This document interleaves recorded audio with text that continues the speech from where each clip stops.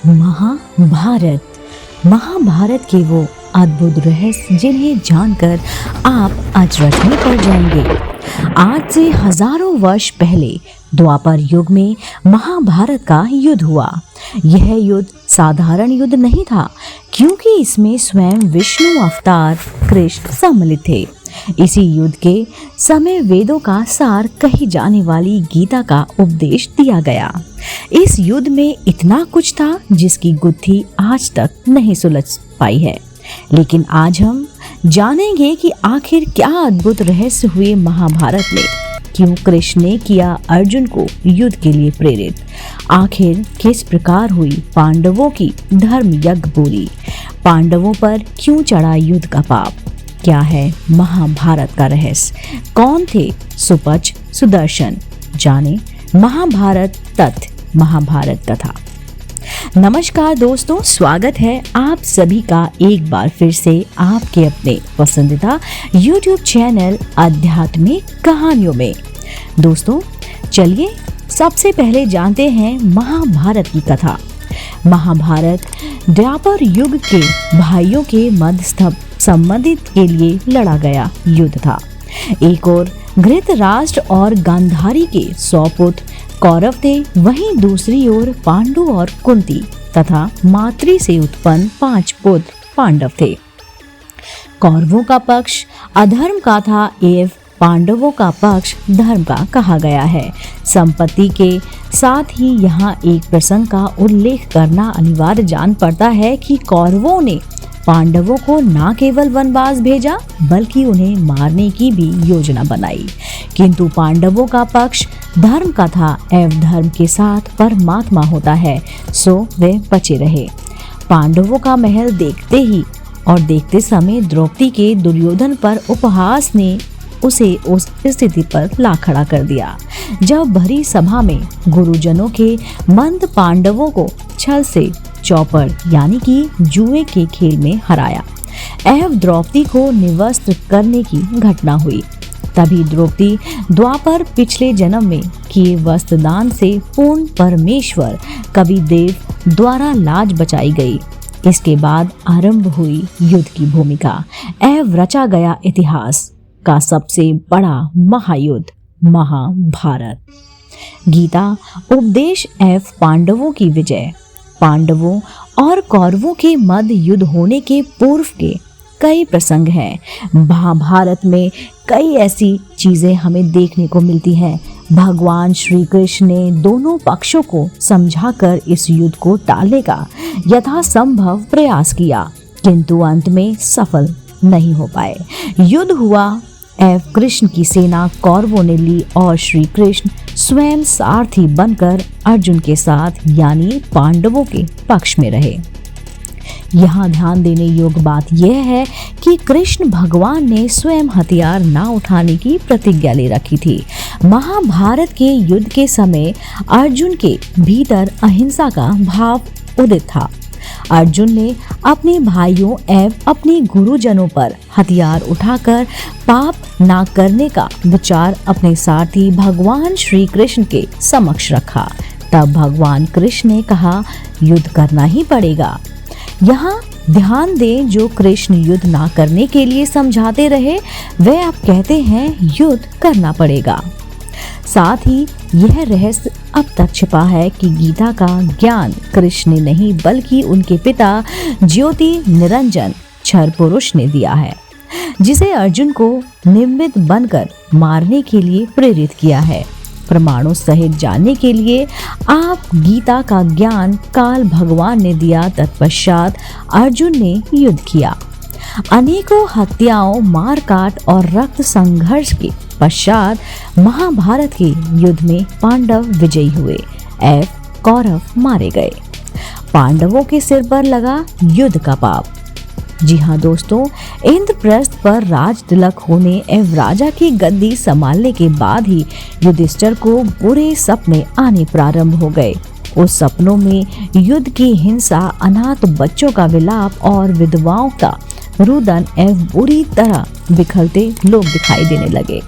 लगातार आ रहे इन स्वप्नों के कारण युधिष्ठिर परेशान रहने लगे, जिसका कारण अन्य चारों भाइयों द्वारा जोड़ डालने पर उन्हें बताया।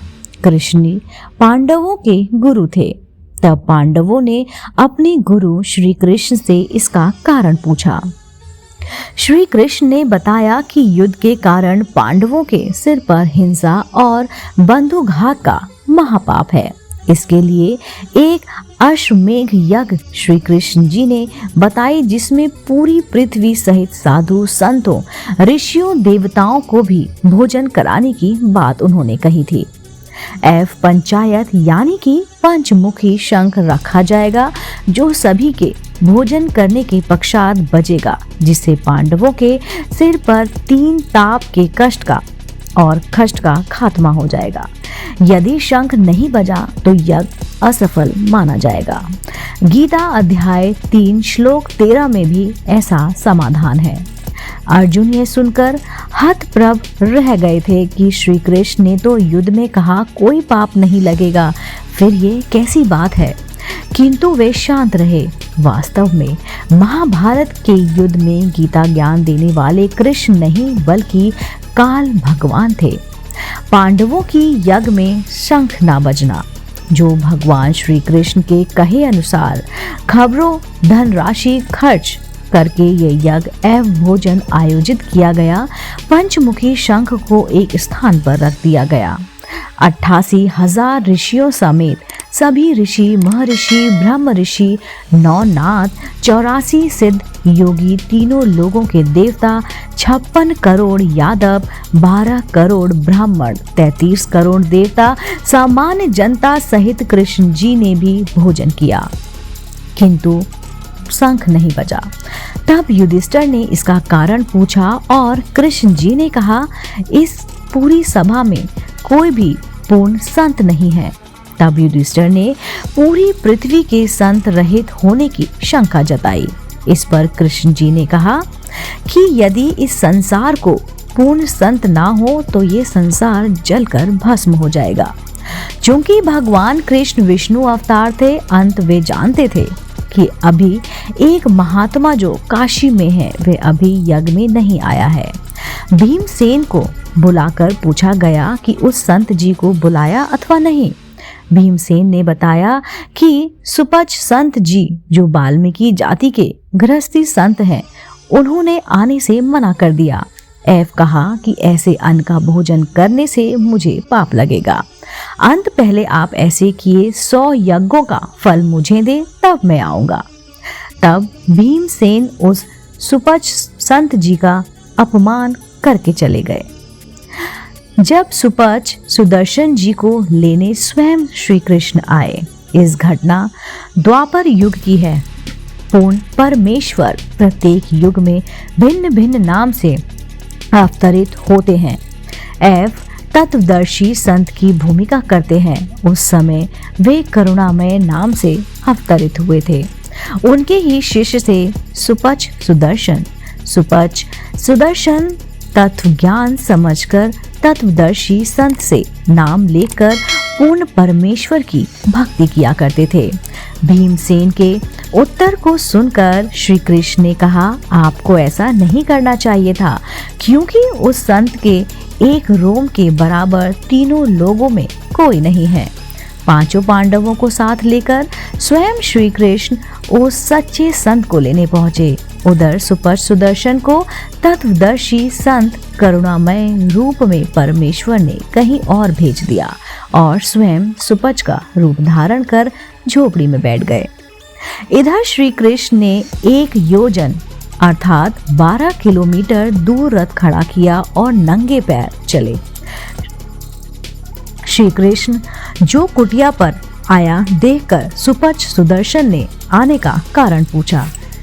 तब श्री कृष्ण ने कहा कि पांडवों ने एक अश्वमेघ यज्ञ की है। भीमसेन ने अपनी शर्त से अवगत कराया।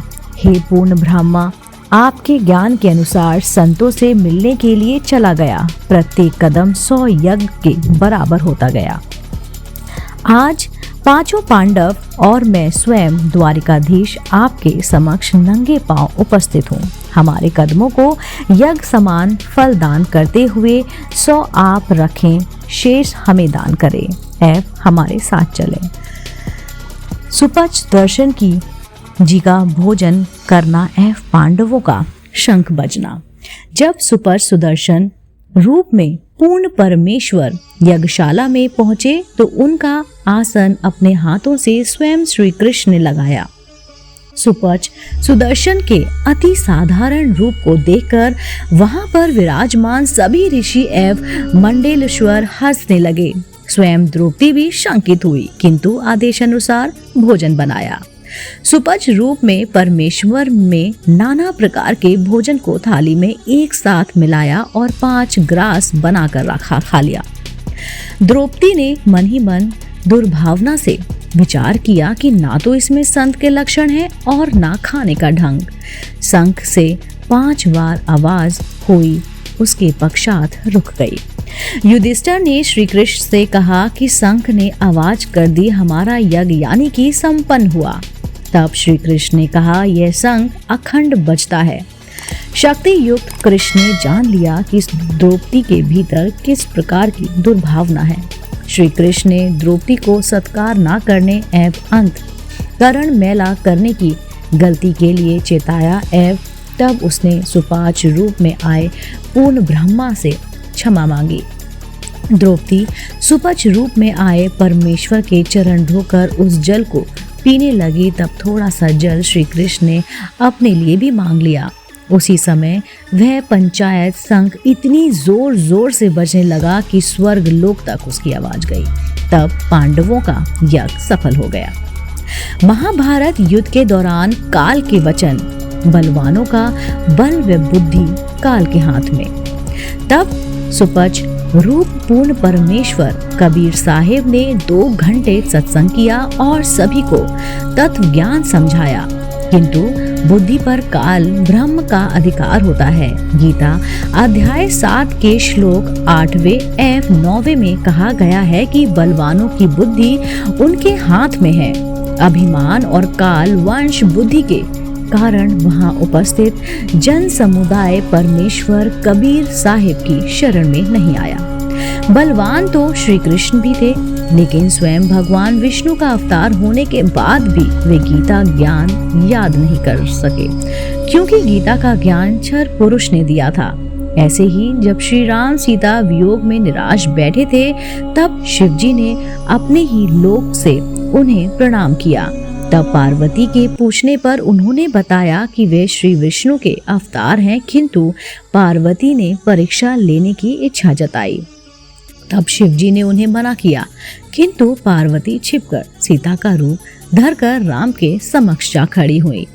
श्री राम सीता का पता नहीं लगा पा रहे थे, क्योंकि वे कहा कि किंतु काल भगवान के कुछ क्षणों के लिए बुद्धि खोली। तब वे सीता रूप में आई, पार्वती को पहचान कर बोले, हे दक्ष पुत्री माया, भगवान शंकर को कहाँ छोड़ आई? इस प्रकार काल भगवान बुद्धि नियंत्रित करते हैं।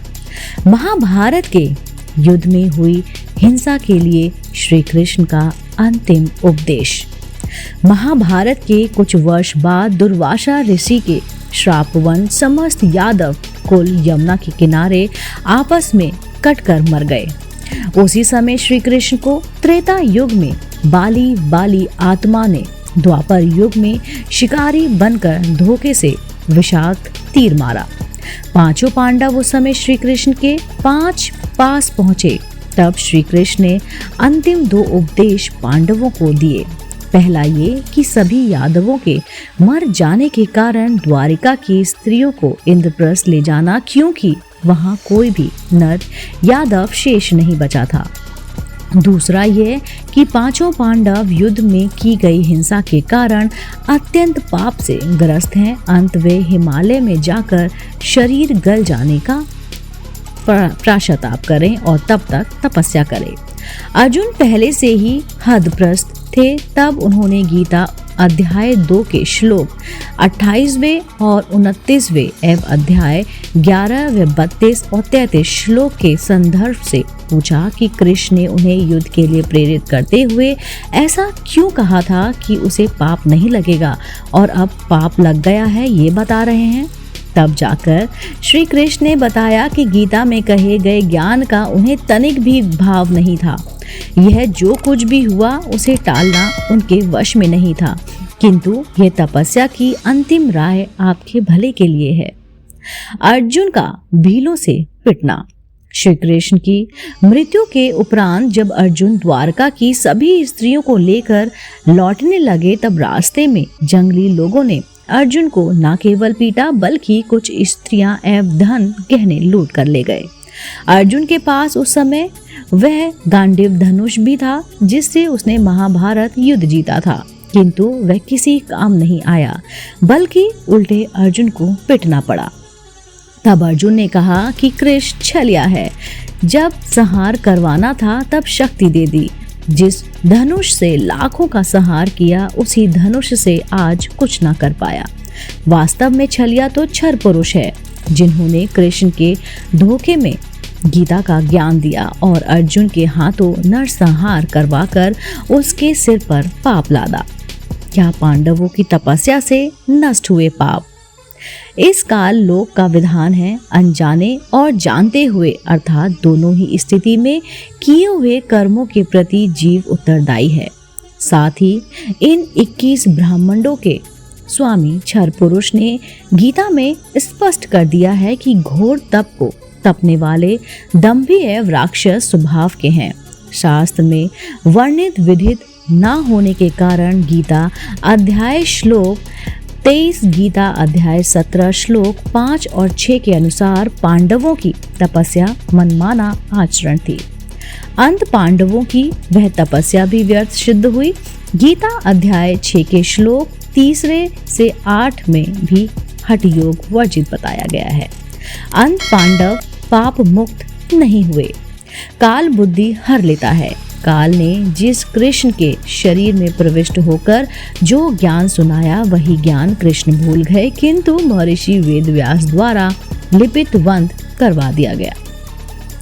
तत्वदर्शी संत की शरण में जाने से सभी बलाएं टल जाती हैं। जी हाँ दोस्तों, कल्पना भी नहीं की जा सकती कि हजारों ऋषि महर्षि तनदर्शी संत को नहीं पा सके और उनकी साधना व्यर्थ रही। वे केवल ब्रह्मलोक की साधना करके, जिसके कारण वे पुनः पृथ्वी लोक में अन्य योनियों में आएंगे, क्योंकि गीता अध्याय 8 के श्लोक 16 के अनुसार ब्रह्मलोक पर्याप्त सभी पुनरावृत्त में है। गीता ज्ञानदाता स्वयं मुक्ति का मार्ग नहीं बता सके, इसलिए उन्होंने गीता अध्याय 4 श्लोक 32 में पूर्ण तत्वदर्शी संत की शरण में जाने के लिए कहा। गीता अध्याय 17 श्लोक 23 में पूर्ण परमेश्वर को पाने का मंत्र भी बताया गया है एवं नित्य कर्म करते हुए भक्ति करने की सलाह दी गई है। विचार करें, जब धर्म राय लेखा लेगा तब वह आप पर और आपकी भक्ति ना करने का क्या बहाना बनाएगा। जहाँ कोई दलीलें नहीं चलती, आज दुर्लभ बंद संत यानी पूर्ण तत्वदर्शी संत रामपाल जी महाराज हमारे बीच विराजमान हैं। यह भक्ति एवं भक्ति मंत्र ऋषियों मुनियों को भी नहीं मिले जो आज हमें सहज उपलब्ध हैं। अंत देर ना करें और देर ना करते हुए अति शीघ्र तत्वदर्शी संत की शरण में जाएं एवं अपना कल्याण करवाएं, अन्यथा 84 लाख योनियों एवं नरक के चक्कर काटने होंगे।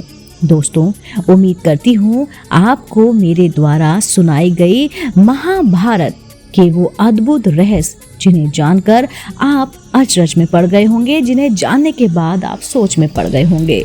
दोस्तों, ये कहानी मैंने आपको सुनाई। उम्मीद करती हूँ आपको मेरा आज का वीडियो बेहद पसंद आया होगा।